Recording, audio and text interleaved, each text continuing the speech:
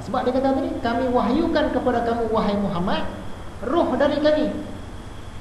Setengah ulama kata Quran. Jadi Quran pun kena juga, sesuatu yang diwahyu pun kena juga. Yang kedua, apa kata Quran tentang roh? Surah Al-Mu'min ayat 15. Yang maha tinggi darjatnya, yang memiliki arash, yang menurunkan roh dari perintahnya kepada sesiapa yang disukainya dalam kalangan hamba-hambanya agar memperingatkan tentang hari pertemuan. Dalam ayat ni Tuhan kata dia turunkan roh kepada siapa-siapa yang dia suka. Jadi antara perkara yang sesuai roh dalam ayat ni ialah wahyu satu. Satu lagi malaikat. Kalau Tuhan turunkan roh pada satu orang manusia tu, maksud dia turunkan malaikat. Nak bagi tahu orang tu dah dilantik jadi rasul, dilantik jadi nabi, diberi wahyu. Jadi roh ni dia ada banyak maksud. Kita tengok lagi. Surah Al-Mujadilah ayat 22. Mereka itulah orang-orang yang di dalam hatinya telah ditanamkan Allah keimanan, dan Allah telah memperkuatkan mereka dengan roh daripadanya. Orang-orang yang beriman ni Allah kuatkan mereka dengan roh daripada Allah. Ini roh apa pula dah? Allah kuatkan kita dengan roh apa pula? Roh yang nyawa dah satu cerita dah. Ni orang-orang beriman Allah kuatkan dengan roh daripada dia. Roh dalam ayat ni ialah sesuatu yang menguatkan, sesuatu yang meneguhkan, ataupun sesuatu yang membantu. Kita tak tahu apa dia. Sebab Tuhan bagi tahu dah tadi, pengetahuan kita tentang roh ni sangat sedikit. Setakat ni kita dah ada beberapa maksud roh.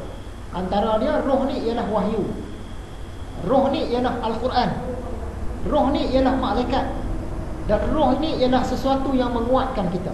Tengok lagi Surah An-Naba ayat 38. Pada hari roh dan para malaikat berdiri berbaris-baris, mereka sekalian tidak berkata-kata. Ini hari akhirat nanti. Masa hari akhirat tu nanti, malaikat-malaikat akan duduk bersaf-saf, berbaris-baris. Roh pun bersaf-saf juga. Roh yang mana pula dah? Setengah ulama kata roh itu ialah malaikat Jibril. Tapi kalau kita fikir balik, dia dah sebut malaikat dah di situ. Jadi malaikat Jibril duduk dalam saf malaikat lah. Roh ni apa benda pula? Kita tak tahu. Ya? Boleh jadi roh-roh ni ialah roh-roh manusia dan jin.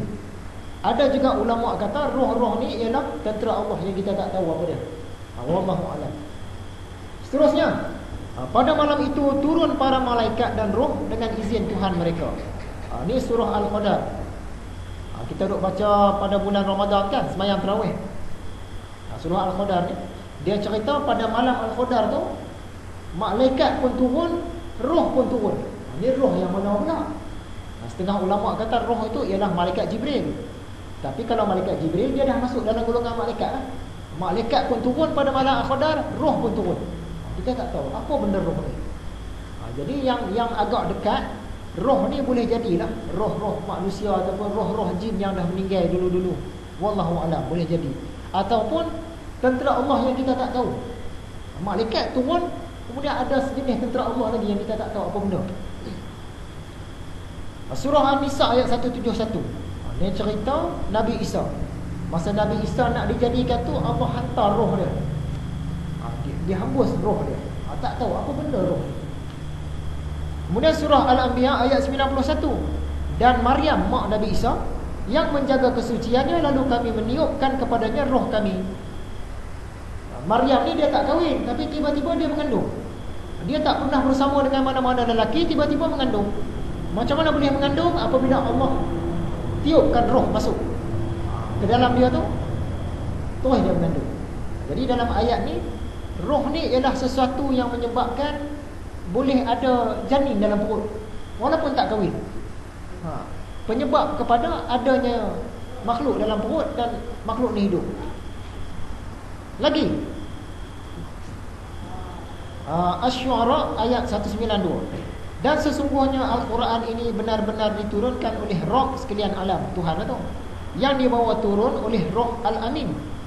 Tuhan kata yang menurunkan Al-Quran ni ialah roh Al-Amin. Siapa dia? Yang ni malaikat Jibril. Jadi malaikat Jibril pun disebut sebagai roh juga, tapi ada sambungan di belakang dia, roh Al-Amin.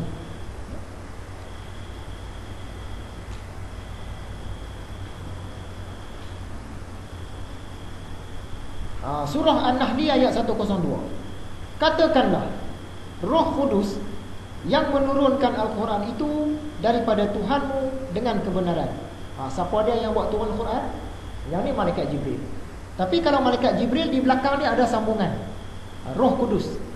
Di atas tadi dia sebut Roh Al-Amin, yang tu malaikat Jibril. Roh Kudus, malaikat Jibril. Jadi ringkas cakap, roh ni kita tak tahu. Di sisi Allah saja yang dia tahu apa benda roh ni. Dalam ilmu Allah. Sebab tu dikatakan tadi, wa yas'alunaka 'anir ruh qul ar-ruhu min amri rabbi. Kalau orang tanyakan kepada engkau wahai Muhammad tentang roh, jawablah, roh tu daripada urusan Tuhanku, daripada perintah Tuhanku, sedangkan kamu diberi pengetahuan hanya sedikit. Roh kita tak faham. Yang kita duk faham roh ni roh orang. Dan kalau orang tu mati, dicabutlah roh dia. Rupa-rupanya roh ni macam-macam. Kita tak tahu yang tepatnya macam mana. Jadi betul lah, pengetahuan kita tentang roh ni sangat sedikit. Macam mana pula orang yang mati? Tidakkah orang yang mati ni dia ambil roh dia? Kita tengok ayat Quran. Saya tak sertakan situ, saya bacalah. Surah Az-Zumar ayat 42. Allah memegang jiwa seseorang ketika dia mati. Bila kita mati atau orang lain mati, Allah pegang jiwa dia. Macam mana cara pegang tak tahulah, saya contoh je. Allah pegang jiwa dia. Bila Allah pegang jiwa, maksud dia mati lah. Dalam ayat Quran ni, jiwa tu disebut nafsun. An-nafs. Dia tak sebut roh, dia sebut nafsun. Maksud dia kalau orang tu mati, yang diambil apa dia? Jiwa, nafsun. Dan yang belum mati ketika dia tidur. Masa kita tidur pun sebenarnya Allah dah pegang dah jiwa kita. Allah dah pegang dah, dia dah tahan dah jiwa kita ni. Tapi kita tak tahu. Jadi orang mati pun Allah pegang jiwa dia, orang yang tidur pun Allah pegang jiwa dia.